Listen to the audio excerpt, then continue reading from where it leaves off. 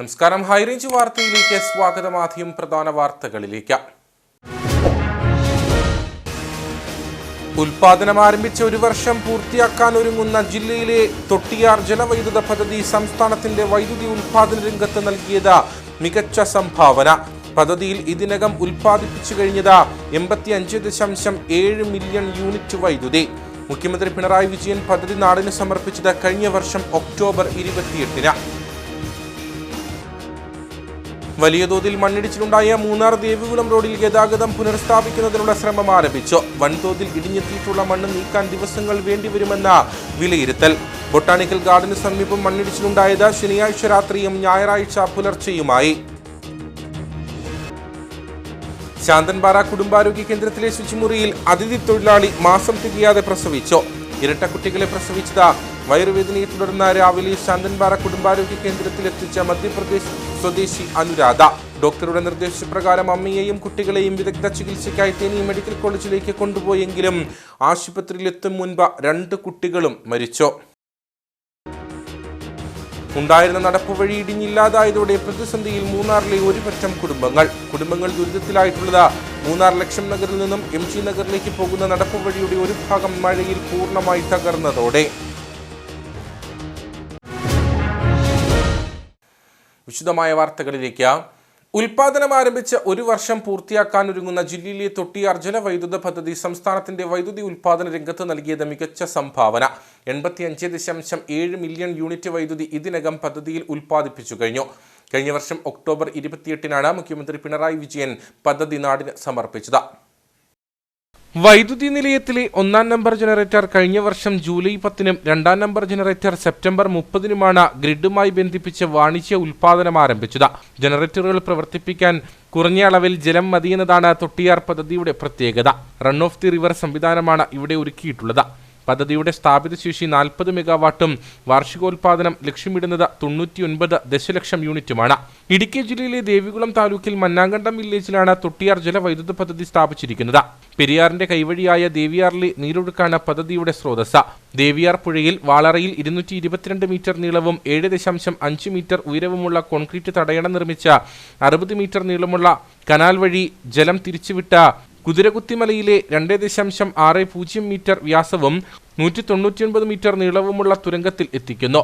ഇവിടെ നിന്നും 1252 മീറ്റർ നീളമുള്ള പെൻസ്റ്റോക്ക് പൈപ്പ് വഴി കടത്തിവിട്ട പെരിയാർ നദിയുടെ വലതുകരയിൽ സ്ഥാപിച്ച വൈദ്യുതി നിലയത്തിൽ എത്തിച്ച 10 മെഗാവാട്ടും 30 മെഗാവാട്ടും ശേഷിയുള്ള ജനറേറ്ററുകൾ പ്രവർത്തിപ്പിച്ച വൈദ്യുതി ഉൽപാദനം നടത്തുന്നു. ഇതിനുശേഷം ജലം പെരിയാറിലേക്ക് തന്നെ ഒഴുക്കിവിടും. പദ്ധതിയിൽ നിന്നും ഉൽപ്പാദിപ്പിക്കുന്ന വൈദ്യുതി ലോവർ പെരിയാർ തൊട്ടിയാർ ഫീഡറിലേക്കും തൊട്ടിയാർ ചാലക്കുടി ഫീഡറിലേക്കും എത്തിക്കുന്നു. കൂടാതെ പെരിയാർ നദിക്ക് കുറുകെ നീണ്ടപാറയ്ക്ക് സമീപത്തായി 110 മീറ്റർ നീളമുള്ള പാലവും നിർമ്മിച്ചിട്ടുണ്ട്. പദ്ധതിക്കായി 23.05 ഹെക്ടർ സ്ഥലം ആവശ്യമായി വന്നു. 188 കോടി രൂപയാണ് തൊട്ടിയാർ പദ്ധതിയുടെ ആകെ നിർമ്മാണ ചെലവ്.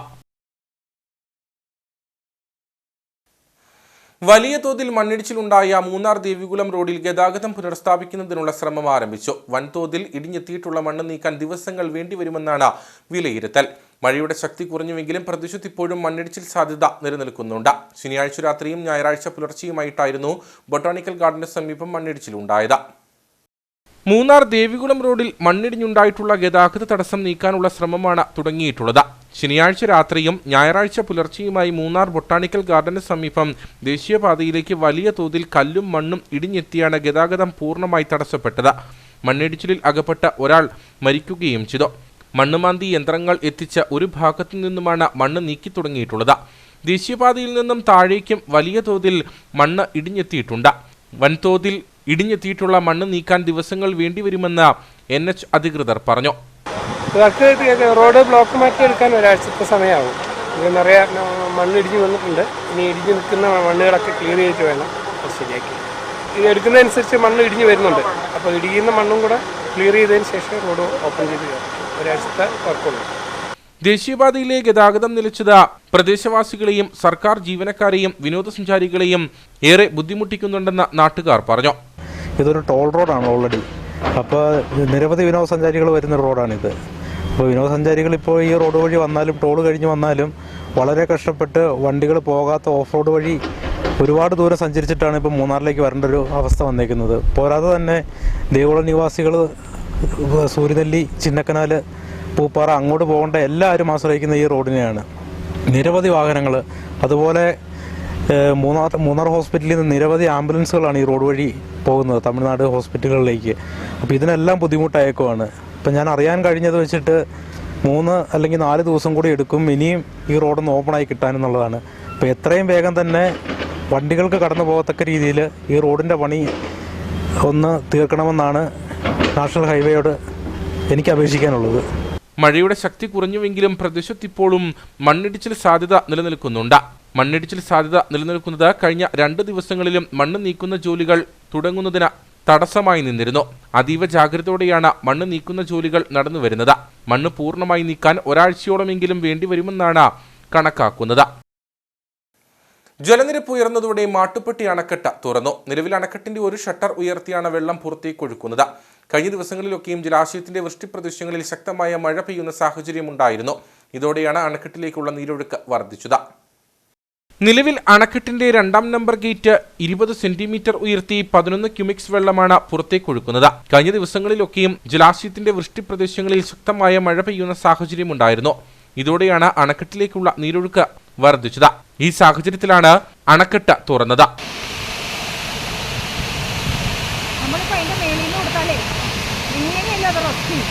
മാട്ടുപ്പെട്ടി അണക്കെട്ടിൽ നിന്നും ഒഴുകിയെത്തുന്ന വെള്ളം മുതിരപ്പുഴയിൽ ചേരുകയും തുടർന്ന് കല്ലാർകുട്ടി ലോവർ പെരിയാർ വഴി ഒഴുകിപ്പോവുകയുമാണ് ചെയ്യുന്നത്.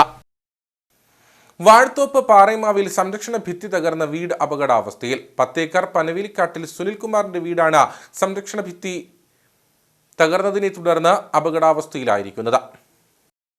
കഴിഞ്ഞ ദിവസത്തെ ശക്തമായ മഴയിലാണ് വാഴത്തോപ്പ് പഞ്ചായത്തിൽ 10ാം വാർഡിൽ താമസിക്കുന്ന പനവേലിക്കാട്ടിൽ സുനിൽകുമാറിന്റെ വീടിന്റെ സംരക്ഷണ ഭിത്തി ഇടിഞ്ഞ് വീട് അപകടാവസ്ഥയിലായത്. കഴിഞ്ഞ വർഷത്തെ കാലവർഷത്തിൽ സംരക്ഷണ ഭിത്തിയുടെ കുറച്ചു ഭാഗം ഇടിഞ്ഞിരുന്നു. അന്ന് വീടിന്റെ അപകടാവസ്ഥ കാണിച്ച് സുനിൽകുമാർ വില്ലേജ് ഓഫീസ്, തദ്ദേശ സ്വയംഭരണ വകുപ്പ്, കളക്ടർ എന്നിവർക്ക് പരാതി നൽകിയെങ്കിലും യാതൊരു നടപടിയും ഉണ്ടായില്ല. ഇതേ തുടർന്നാണ് കഴിഞ്ഞ ദിവസത്തെ ശക്തമായ മഴയിൽ വീടിന്റെ സംരക്ഷണ ഭിത്തി പൂർണ്ണമായും ഇടിഞ്ഞ വീട് അപകടാവസ്ഥയിലായത്. കഴിഞ്ഞ വർഷം ഇടിഞ്ഞു പോയത് കെട്ടാണ്. അത് ഈ വർഷം വന്ന് ഇവിടെ മാന്തി കഴിഞ്ഞപ്പോൾ വീണ്ടും ബാക്കിയോടെ ഇടിഞ്ഞു പോയി. വീട് ഭീഷണിയിൽ നിൽക്കുകയാണ്. പഞ്ചായത്തിലും വില്ലേജിലും താലൂക്കിലും പരാതി കൊടുത്തു. എന്നിട്ടും തന്നെ കെട്ടിക്കോളാനാണ് പറയുന്നത്. വീടിൻ്റെ സംരക്ഷണ ഭിത്തി ആണ് ഇടിഞ്ഞു പോയേക്കുന്നത്. അത് എത്രയും പെട്ടെന്ന് അധികാരികൾ ഒന്ന് ഇടപെടണം, ചെയ്തു തരണമെന്ന് താഴ്മയായി പറയുന്നു. സംരക്ഷണ ഭിത്തി പുനർനിർമ്മിക്കുവാൻ 4 ലക്ഷത്തോളം രൂപ ചിലവ് വരും. സാമ്പത്തികമായി പിന്നോക്കം നിൽക്കുന്ന കുടുംബത്തിന് ഈ തുക താങ്ങാവുന്നതിനും അപ്പുറമാണ്. വിഷയത്തിൽ അധികൃതർ അടിയന്തരമായി ഇടപെടണമെന്നാണ് കുടുംബത്തിന്റെ ആവശ്യം. ശാന്തൻപാറ കുടുംബാരോഗ്യ കേന്ദ്രത്തിലെ ശുചിമുറിയിൽ അതിഥി തൊഴിലാളി മാസം തികയാതെ പ്രസവിച്ചു. വയറുവേദനയെ തുടർന്ന് രാവിലെ ശാന്തൻപാറ കുടുംബാരോഗ്യ കേന്ദ്രത്തിലെത്തിച്ച മധ്യപ്രദേശ് സ്വദേശി അനുരാധയാണ് ഇരട്ട കുട്ടികളെ പ്രസവിച്ചത്. ഡോക്ടറുടെ നിർദ്ദേശപ്രകാരം അമ്മയെയും കുട്ടികളെയും വിദഗ്ധ ചികിത്സയ്ക്കായി തേനി മെഡിക്കൽ കോളേജിലേക്ക് കൊണ്ടുപോയെങ്കിലും ആശുപത്രിയിൽ എത്തും മുൻപ് തന്നെ 2 കുട്ടികളും മരിച്ചു. 6 മാസം ഗർഭിണിയായിരുന്ന അനുരാധ കുടുംബാരോഗ്യ കേന്ദ്രത്തിലെ ശുചിമുറിയിൽ ആദ്യം ഒരു ആൺകുട്ടിയെ പ്രസവിച്ചു. ആശുപത്രി ജീവനക്കാർ ഇവരെ ശുചിമുറിയിൽ നിന്ന് മാറ്റി പരിചരണം നൽകുന്നതിനിടെ മറ്റൊരു ആൺകുട്ടിയെ കൂടി പ്രസവിച്ചു. 2 കുട്ടികൾക്കും ആദ്യം ചലനമുണ്ടായിരുന്നു. തുടർന്ന് ഡോക്ടറുടെ നിർദ്ദേശപ്രകാരം അമ്മയെയും കുട്ടികളെയും വിദഗ്ധ ചികിത്സയ്ക്കായി തേനി മെഡിക്കൽ കോളേജിലേക്ക് കൊണ്ടുപോയി. എന്നാൽ ആശുപത്രിയിൽ എത്തും മുൻപ് തന്നെ 2 കുട്ടികളും മരിച്ചു. അനുരാധ തേനി മെഡിക്കൽ കോളേജിൽ തീവ്രപരിചരണ വിഭാഗത്തിൽ ചികിത്സയിലാണ്.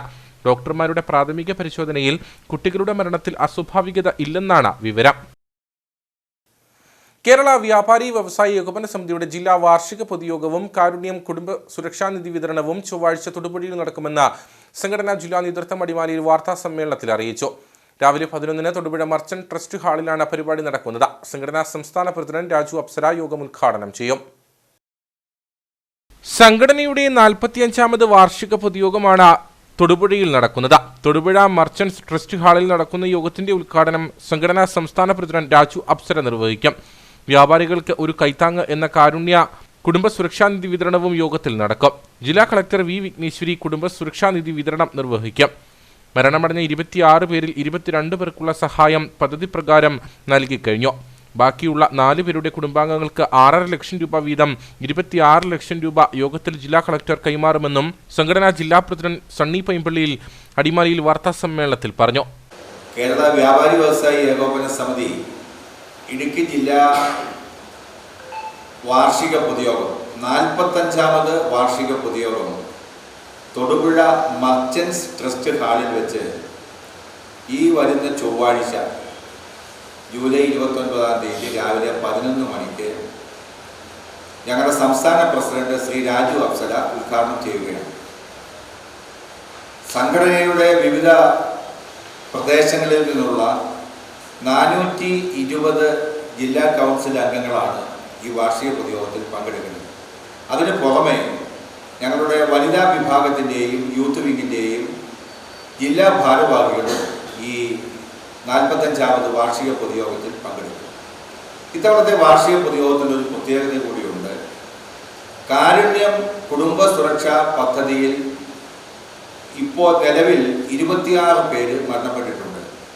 അതിൽ 22 പേരുടെയും മാർച്ച് 30 വരെ മരണപ്പെട്ട ആളുകൾക്ക് 5 ലക്ഷം രൂപ വീതവും ഏപ്രിൽ 1 മുതൽ മരണപ്പെട്ടിട്ടുള്ള ആളുകൾക്ക് 6.5 ലക്ഷം രൂപ വീതവും വിതരണം ചെയ്ത് കഴിഞ്ഞിട്ടുണ്ട് 22 പേര്. ശേഷിക്കുന്ന 4 പേരുടെ മരണാനന്തര കുടുംബ സഹായ നിധിയാണ് ഈ പൊതുയോഗത്തിൽ വിതരണം ചെയ്യുന്നത്. ഈ കുടുംബസഹായ നിധി പൊതുയോഗത്തിൽ വിതരണം ചെയ്യുന്നത് ബഹുമാന്യയായ ഇടുക്കി ജില്ലാ collector Shrimati V Vighneshwari IAS അവറുകളാണ്. ഉദ്ഘാടന ചടങ്ങിൽ സംഘടനാ ജില്ലാ പ്രസിഡന്റ് സണ്ണി പൈമ്പള്ളിൽ അധ്യക്ഷത വഹിക്കും. ജില്ലാ traders welfare society chairman Dias Pulan ആമുഖ പ്രഭാഷണം നടത്തും. ജില്ലാ പഞ്ചായത്ത് പ്രസിഡന്റ് രാജൻ നീർണാക്കുന്നേലിനെ യോഗത്തിൽ ആദരിക്കും. കഴിഞ്ഞ ഒരു വർഷത്തെ സംഘടനയുടെ പ്രവർത്തന റിപ്പോർട്ട് ജനറൽ സെക്രട്ടറി നജീബ് ഇല്ലത്തുപറമ്പിലും വാർഷിക വരവ് ചിലവ് കണക്കുകൾ ജില്ലാ ട്രഷറർ R രമേശും അവതരിപ്പിക്കും. ജില്ലാ വൈസ് പ്രസിഡന്റ് PM ബേബി, ജില്ലാ working president KR Vinod, vice president Thankachan Kottakkakam തുടങ്ങി സംഘടനയുടെ വിവിധ ഭാരവാഹികൾ സംസാരിക്കുമെന്നും സംഘടനാ ജില്ലാ നേതൃത്വം അടിമാലിയിൽ വാർത്താസമ്മേളനത്തിൽ പറഞ്ഞു. കട്ടപ്പന വെട്ടിക്കുഴക്കവലിയിൽ നിയന്ത്രണം നഷ്ടമായ കാർ അപകടത്തിൽപ്പെട്ടു. അപകടത്തിൽ കാറിന്റെ മുൻഭാഗം ഭാഗികമായി തകർന്നു. കാർ ഓടിച്ചിരുന്ന വെള്ളയാങ്കുടി സ്വദേശി ടോമി അത്ഭുതകരമായി രക്ഷപ്പെട്ടു. ഉച്ചകഴിഞ്ഞാണ് കട്ടപ്പനയിൽ നിന്നും വെട്ടിക്കുഴക്കവല വഴി വെള്ളയാങ്കുടിക്ക് പോവുകയായിരുന്ന ഓൾട്ടോ കാർ നിയന്ത്രണം നഷ്ടമായി കലുങ്കിലിടിച്ച് അപകടമുണ്ടായത്. ഏറെ തിരക്കേറിയ റോഡിലാണ് അപകടം നടന്നത്. ഇന്ത്യൻ നാഷണൽ കോൺഗ്രസ് കാഞ്ചിയാർ സ്വരാജ് മേഖലാ കൺവെൻഷനും പ്രകടനവും നടന്നു. കോൺഗ്രസ് കാഞ്ചിയാർ മണ്ഡലം കമ്മിറ്റി നടപ്പിലാക്കി വരുന്ന വിഷൻ 2025 പ്രവർത്തനത്തിന്റെ ഭാഗമായാണ് കൺവെൻഷൻ സംഘടിപ്പിച്ചത്. DCC പ്രസിഡന്റ് CP മാത്യു ഉദ്ഘാടനം ചെയ്തു. കോൺഗ്രസ് കാഞ്ചിയാർ മണ്ഡലം കമ്മിറ്റി നടപ്പിലാക്കി വരുന്ന വിഷൻ 2025ന്റെ ഭാഗമായാണ് കാഞ്ചിയാർ പഞ്ചായത്തിലെ 1, 2, 3, 15, 16, 17 വാർഡുകളുടെ പ്രവർത്തക കൺവെൻഷൻ സംഘടിപ്പിച്ചത്. കൺവെൻഷന് മുന്നോടിയായി പ്രകടനവും നടന്നു. വരാൻ പോകുന്ന ത്രിതല പഞ്ചായത്ത് തെരഞ്ഞെടുപ്പിന് മുന്നോടിയായിട്ടാണ് പരിപാടി സംഘടിപ്പിച്ചത്.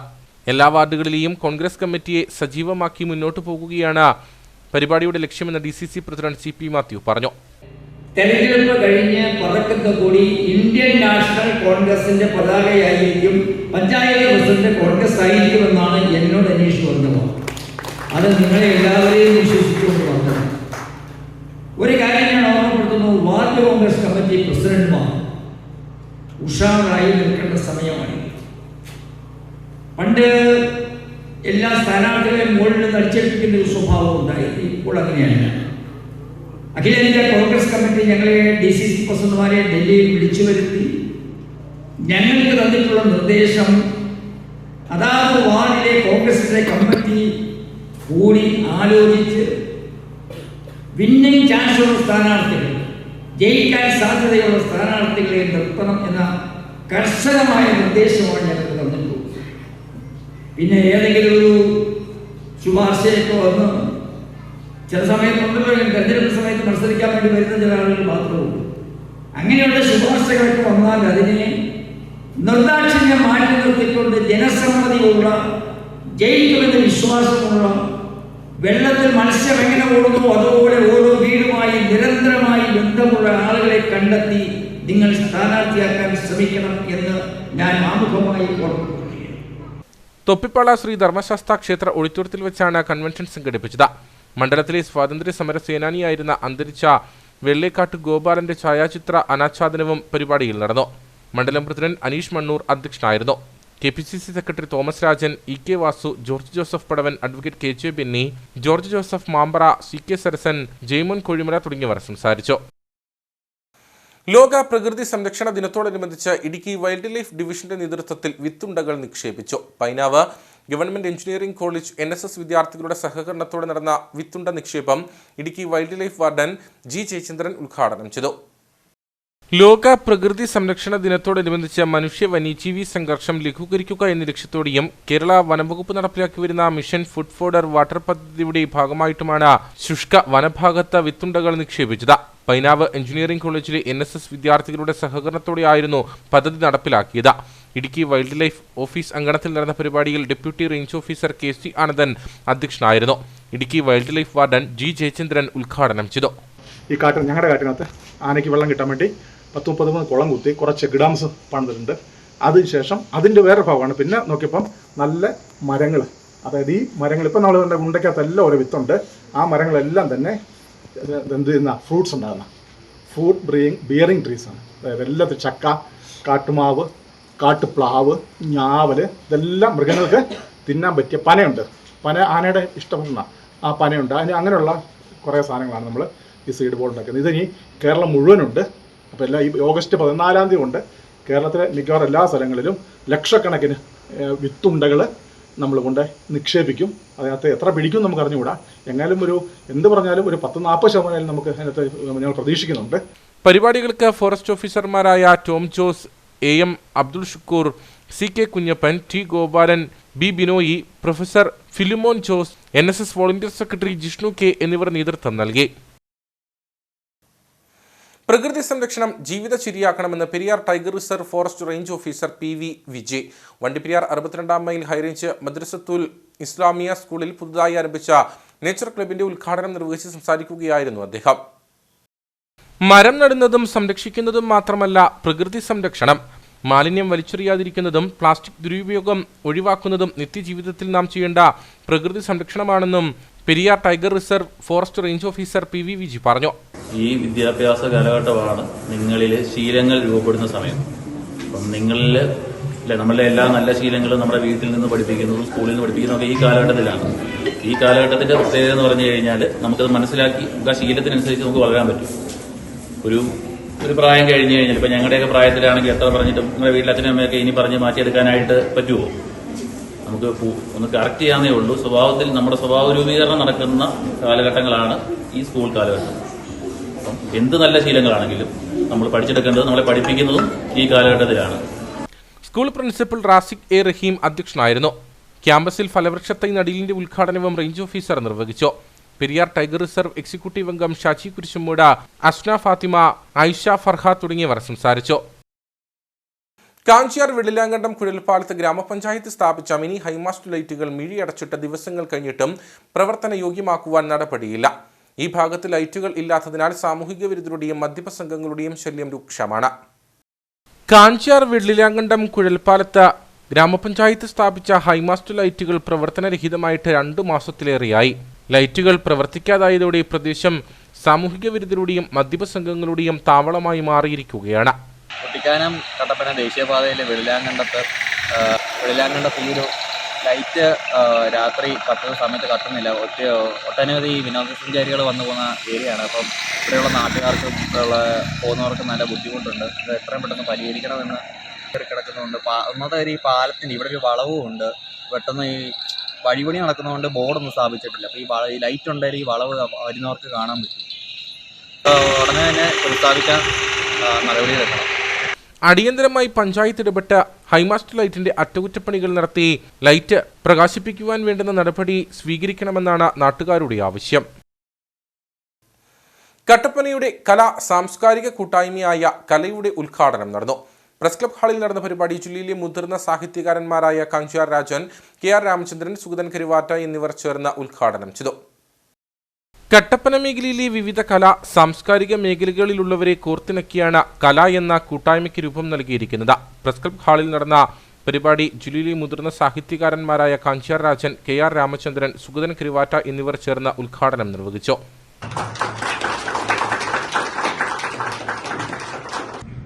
എനിക്ക് സംബന്ധിച്ചിടത്തോളം കട്ടപ്പന വർഷങ്ങളായി ഇടുക്കിയുടെ ഒരു സാംസ്കാരിക തലസ്ഥാനം എന്ന രീതിയിലേക്ക് വളർന്നു വന്നുകൊണ്ടിരിക്കുന്ന ഒരു സ്ഥലമാണ് കട്ടപ്പന എന്ന് പറയുമ്പോൾ കട്ടപ്പന പട്ടണം മാത്രമല്ല, കട്ടപ്പനയും പരിസര പ്രദേശങ്ങളും ചേർന്ന് നിരവധി സാംസ്കാരിക ദൗത്യങ്ങൾ ഏറ്റെടുത്ത് വിജയിപ്പിച്ച ഒരു പ്രദേശമാണ്. എല്ലാ സാംസ്കാരിക പ്രസ്ഥാനങ്ങളും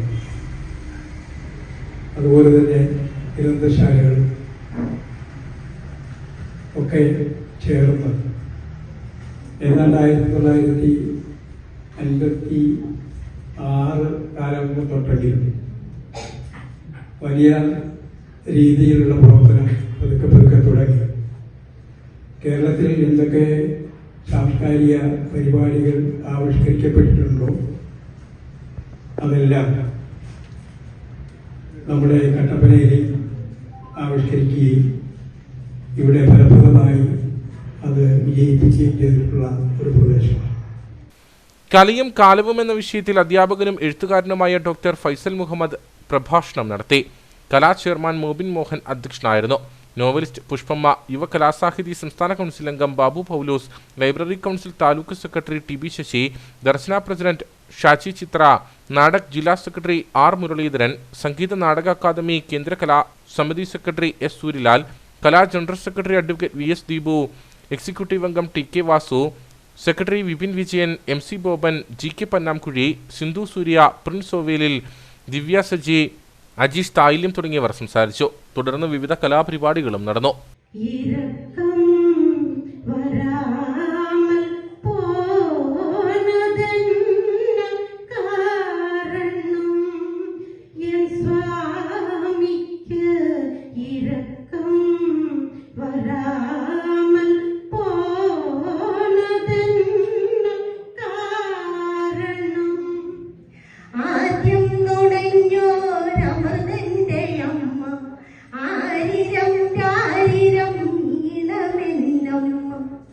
അക്ഷരങ്ങൾ കൂട്ടി ആദ്യം എഴുതിയ അൻപുള്ള വാക്കെന്റെ അമ്മ.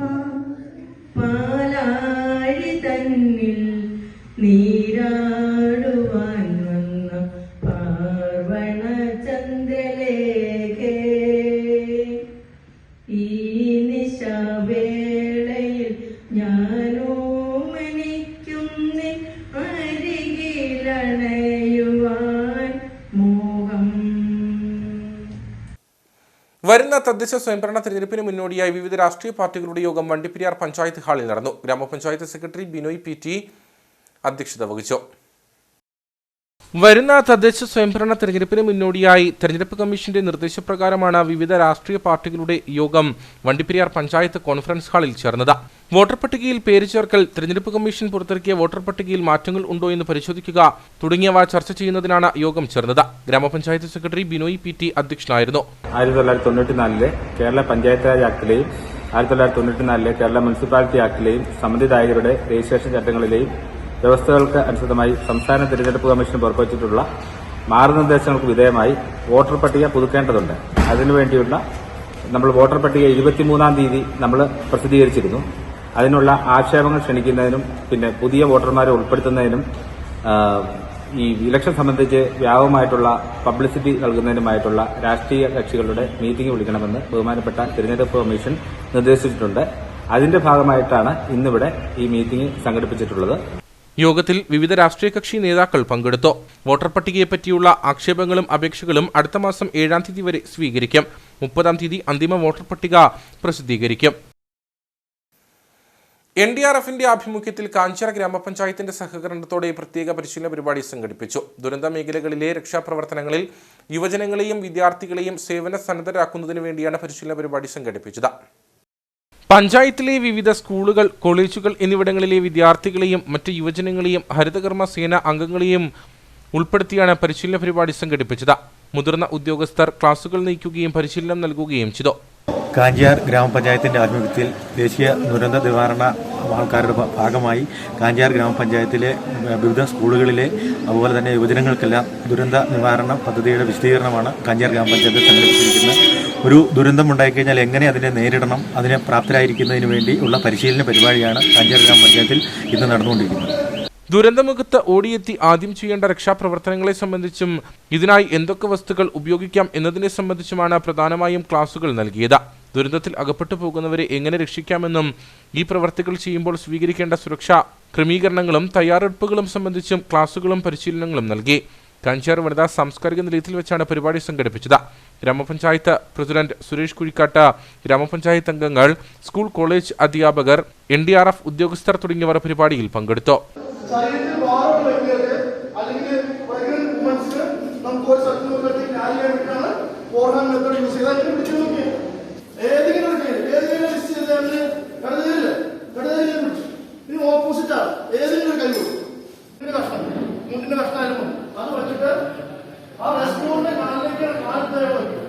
അതിനുശേഷം നോർമൽ കെട്ടും വലിച്ചു കെട്ടും. ആ പൊട്ടിന്റെ മുകളിൽ ആദ്യം കിട്ടാണ്ട് പൊട്ടാൻ സ്ഥലത്ത് വലിച്ചു കെട്ടും. നിർമ്മാണം പൂർത്തീകരിച്ച കൊന്നത്തടി കമ്പിളികണ്ടം ഒറമടംപടി കളരിക്കുന്ന് റോഡിന്റെ ഉദ്ഘാടനം നടന്നു. പല ഘട്ടങ്ങളിലായി MLA ഫണ്ട് ഉൾപ്പെടെ 1 കോടിയോളം രൂപ ചിലവഴിച്ചാണ് നിർമ്മാണം പൂർത്തീകരിച്ചത്. ഗ്രാമപഞ്ചായത്ത് standing committee chairman TP malka റോഡിന്റെ ഉദ്ഘാടനം നിർവഹിച്ചു. കമ്പിളികണ്ടം ഒറമടംപടി കളരിക്കുന്ന റോഡിന്റെ 2 കിലോമീറ്ററോളം ദൂരമാണ് നിർമ്മാണം പൂർത്തീകരിച്ചത്. MLA ഫണ്ടിൽ നിന്നും റോഷി അഗസ്റ്റിൻ അനുവദിച്ചു നൽകിയ ഫണ്ടും കൊന്നത്തടി പഞ്ചായത്തിലെ 14-15 വാർഡ് പ്രതിനിധികളും സംയുക്തമായി പഞ്ചായത്ത് ഫണ്ടും അനുവദിച്ചാണ് റോഡിന്റെ ടാറിംഗ് കോൺക്രീറ്റ് ജോലികൾ പൂർത്തീകരിച്ചത്. 1 കോടിയോളം രൂപ ചിലവഴിച്ചാണ് പ്രദേശവാസികളുടെ ദീർഘകാല ആവശ്യമായ കമ്പിളികണ്ടം മുതലുള്ള റോഡിന്റെ നിർമ്മാണം പൂർത്തീകരിച്ചത്. ഗ്രാമപഞ്ചായത്ത് standing committee chairman TP malka റോഡിന്റെ ഉദ്ഘാടനം നിർവഹിച്ചു. മൂന്നാമത്തെ പ്രാവശ്യം ഞാൻ പഞ്ചായത്തിൽ ഏറ്റവും കൂടുതൽ കാലാവധി പൂർത്തിയാക്കുമ്പോൾ സന്തോഷത്തോടെ പോകാൻ കഴിയുന്നത് ഈ കാലഘട്ടത്തിലാണ്. വാർഡിലെ മിക്കവാറും എല്ലാ റോഡുകളും നമുക്ക് പൂർത്തിയാക്കാൻ കഴിയുന്നു. പ്രത്യേകിച്ച് തൊഴിലുറപ്പ് പദ്ധതിയിൽ നമുക്ക് ലഭിക്കുന്ന വിഹിതം 10% നമുക്ക് ഉപയോഗിക്കാനുള്ളതെങ്കിൽ പോലും നമുക്ക് റോഡിന് ഉപയോഗിക്കാൻ നിയമമുള്ളൂ. പക്ഷേ എങ്കിൽ നമ്മൾ ബന്ധപ്പെട്ട കളക്ടറൊക്കെ കണ്ടു പറഞ്ഞ് നമ്മുടെ ജില്ലയുടെ ആവറേജ് 10% എടുക്കണമെന്നുള്ളൊരു വ്യവസ്ഥയാണ് ഞങ്ങൾ പറഞ്ഞ് മനസ്സിലാക്കി. അപ്പോൾ ചില പഞ്ചായത്തുകളിൽ റോഡ് നടക്കുന്നില്ല. മൂന്നാറിൽ അതുപോലെ തോട്ടം മേഖലകളിലൊന്നും റോഡ് നിർമ്മിക്കാൻ കഴിയുകയില്ല. അപ്പോൾ നമ്മുടെ ജില്ലയിലെ NRGയുടെ തൊഴിലുറപ്പ് പദ്ധതിയുടെ 10% നോക്കുമ്പോൾ പല പഞ്ചായത്തിലും ചെലവഴിക്കാതെ പോകുന്ന ഫണ്ട് നമ്മൾ വാങ്ങിയാണ് നമുക്ക് ഇവിടെയൊക്കെ 6ഉം 8ഉം ഒക്കെ ഒരു വാർഡിലേക്ക് ഉപയോഗിക്കാൻ കഴിയുന്നത്.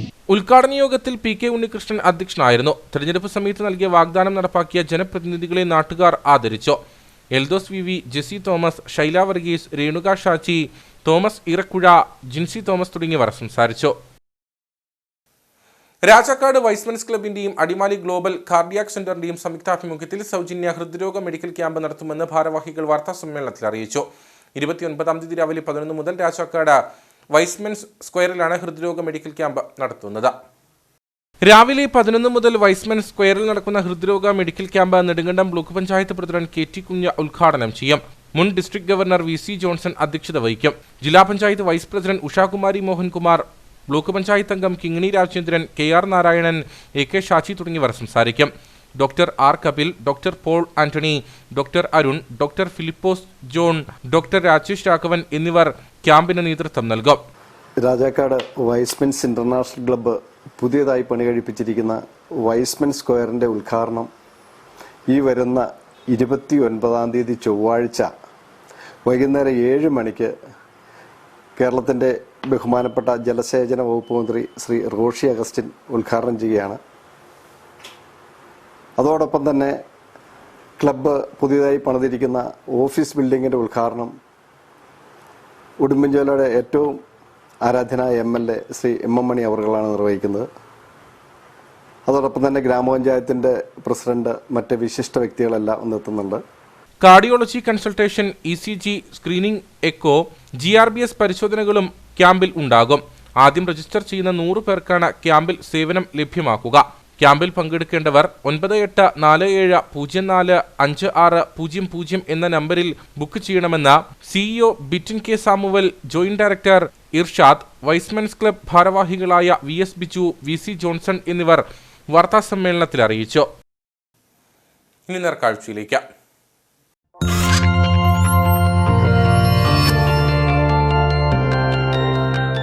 നേർക്കാഴ്ച നിങ്ങൾക്കായി അവതരിപ്പിക്കുന്നത് KG's Jewelry, കോട്ടയം കട. സിൻസ് 1950. പരിശുദ്ധ സ്വർണം വിശ്വസ്ത കരങ്ങളിലൂടെ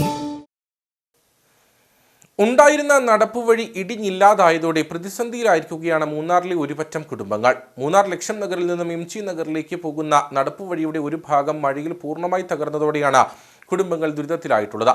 2018 പ്രളയത്തിൽ തകർന്ന ഈ ഭാഗത്ത് താൽക്കാലിക സംവിധാനം ഒരുക്കിയായിരുന്നു ആളുകൾ യാത്ര നടത്തിയിരുന്നത്. കഴിഞ്ഞ ദിവസങ്ങളിൽ പെയ്ത മഴയിൽ ഈ താൽക്കാലിക സംവിധാനവും തകർന്നു.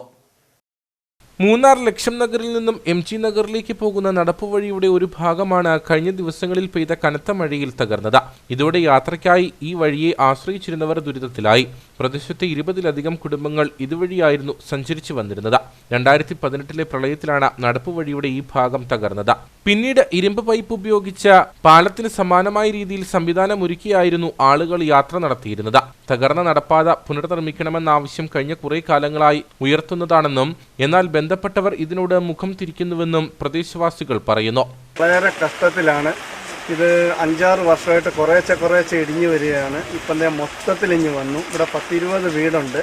ഈ വീട്ടുകാരെല്ലാം പേടിച്ച് വിറച്ചിരിക്കുകയാണ്. ഇവിടെ 2-3 മരം ഉണ്ടായിരുന്നു. ഈ മരമെല്ലാം വീണ് ഞങ്ങളതൊക്കെ മുറിച്ച് മാറ്റി. ഇപ്പം ഞങ്ങൾക്ക് ഇവിടെ ഇരിക്കാനേ പേടിയാണ്. പഞ്ചായത്തിൽ പറഞ്ഞപ്പം അവർ 7 ലക്ഷം രൂപ വരെ അവരെ കൊണ്ട് പറ്റുള്ളൂ. ബ്ലോക്കിൻ്റെയോ MLAയുടെയോ ജില്ലയുടെയോ ഒക്കെ സഹായം വേണമെന്ന് പറഞ്ഞു. ആരും ഞങ്ങളെ തിരിഞ്ഞു നോക്കുന്നില്ല. തീർച്ചയായും ഇത് ചെയ്തു തന്നില്ല. ഞങ്ങളുടെയൊക്കെ ജീവിതം വളരെ കഷ്ടത്തിലാണ്. പ്രത്യേകിച്ചും ജില്ലാ പഞ്ചായത്ത് കൂടുതൽ ഞങ്ങൾ അവരോട് വന്ന് കാണിച്ചു, പറഞ്ഞു. അവർ തിരിഞ്ഞു നോക്കുന്നില്ല. അവരുടെ സഹായം പ്രതീക്ഷിക്കുകയാണ്.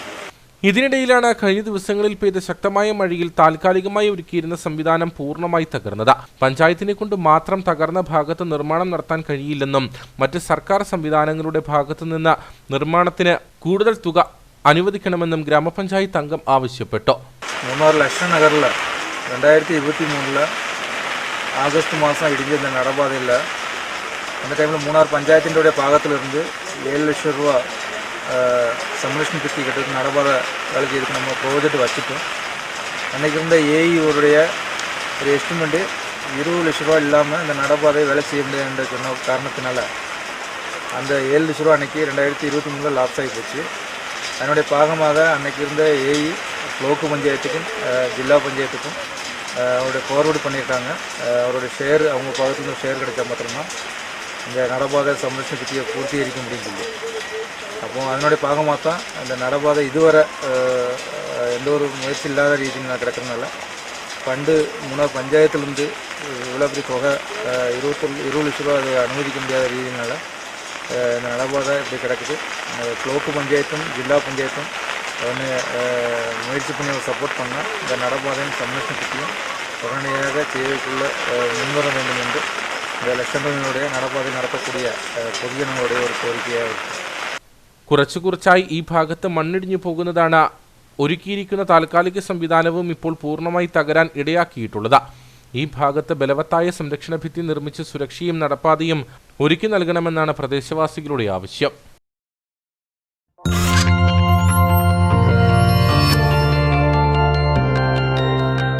നേർക്കാഴ്ച നിങ്ങൾക്കായി അവതരിപ്പിച്ചത് KG's Jewelry, കോട്ടയം കട. സിൻസ് 1950. പരിശുദ്ധ സ്വർണം വിശ്വസ്ത കരങ്ങളിലൂടെ. ഇനി കമ്പോള വില നിലവാരം.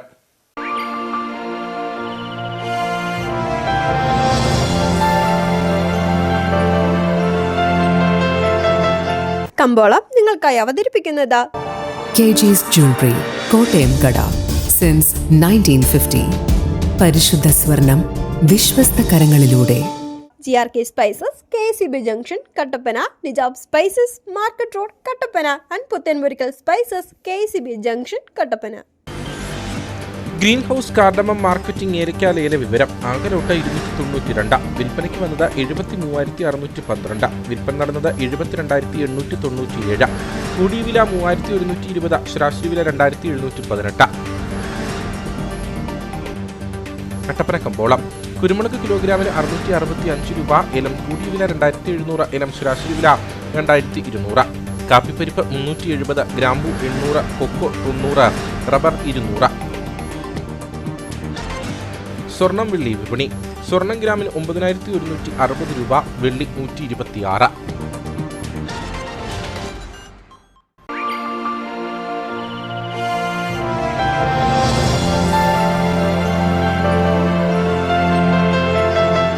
കമ്പോളം നിങ്ങൾക്കായി അവതരിപ്പിച്ചത് KG's Jewelry, കോട്ടയം കട. സിൻസ് 1950. പരിശുദ്ധ സ്വർണം വിശ്വസ്ത കരങ്ങളിലൂടെ. GRK Spices, KCB Junction, Kattappana, Nijab spices, market road, Kattappana and Puthenmurickal spices, KCB Junction, Kattappana. പ്രധാന വാർത്തകളിലേക്ക് ഒരിക്കൽ കൂടി. ഉൽപാദനം ആരംഭിച്ച 1 വർഷം പൂർത്തിയാക്കാൻ ഒരുങ്ങുന്ന ജില്ലയിലെ തൊട്ടിയാർ ജലവൈദ്യുത പദ്ധതി സംസ്ഥാനത്തിന്റെ വൈദ്യുതി ഉൽപാദന രംഗത്ത് നൽകിയത് മികച്ച സംഭാവന. പദ്ധതിയിൽ ഇതിനകം ഉൽപ്പാദിപ്പിച്ചു കഴിഞ്ഞത് 85.7 മില്യൺ യൂണിറ്റ് വൈദ്യുതി. മുഖ്യമന്ത്രി പിണറായി വിജയൻ പദ്ധതി നാടിന് സമർപ്പിച്ചത് കഴിഞ്ഞ വർഷം ഒക്ടോബർ 28-ന്. വലിയ തോതിൽ മണ്ണിടിച്ചിലുണ്ടായ മൂന്നാർ ദേവികുളം റോഡിൽ ഗതാഗതം പുനഃസ്ഥാപിക്കുന്നതിനുള്ള ശ്രമം ആരംഭിച്ചു. വൻതോതിൽ ഇടിഞ്ഞെത്തിയിട്ടുള്ള മണ്ണ് നീക്കാൻ ദിവസങ്ങൾ വേണ്ടിവരുമെന്ന വിലയിരുത്തൽ. ബൊട്ടാണിക്കൽ ഗാർഡന് സമീപം മണ്ണിടിച്ചിലുണ്ടായത് ശനിയാഴ്ച രാത്രിയും ഞായറാഴ്ച പുലർച്ചെയുമായി. ശാന്തൻപാറ കുടുംബാരോഗ്യ കേന്ദ്രത്തിലെ ശുചിമുറിയിൽ അതിഥി തൊഴിലാളി മാസം തികയാതെ പ്രസവിച്ചു. ഇരട്ട കുട്ടികളെ പ്രസവിച്ചത് വയറുവേദനയെ തുടർന്ന് രാവിലെ ശാന്തൻപാറ കുടുംബാരോഗ്യ കേന്ദ്രത്തിലെത്തിച്ച മധ്യപ്രദേശ് സ്വദേശി അനുരാധ. ഡോക്ടറുടെ നിർദ്ദേശപ്രകാരം അമ്മയെയും കുട്ടികളെയും വിദഗ്ധ ചികിത്സയ്ക്കായി തേനി മെഡിക്കൽ കോളേജിലേക്ക് കൊണ്ടുപോയെങ്കിലും ആശുപത്രിയിലെത്തും മുൻപ് 2 കുട്ടികളും മരിച്ചു. ഉണ്ടായിരുന്ന നടപ്പുവഴി ഇടിഞ്ഞില്ലാതായതോടെ പ്രതിസന്ധിയിൽ മൂന്നാറിലെ 1 കുടുംബങ്ങൾ ദുരിതത്തിലായിട്ടുള്ളത്. മൂന്നാർ ലക്ഷം നഗറിൽ നിന്നും MG നഗറിലേക്ക് പോകുന്ന നടപ്പുവഴിയുടെ ഒരു ഭാഗം മഴയിൽ പൂർണ്ണമായി തകർന്നതോടെ.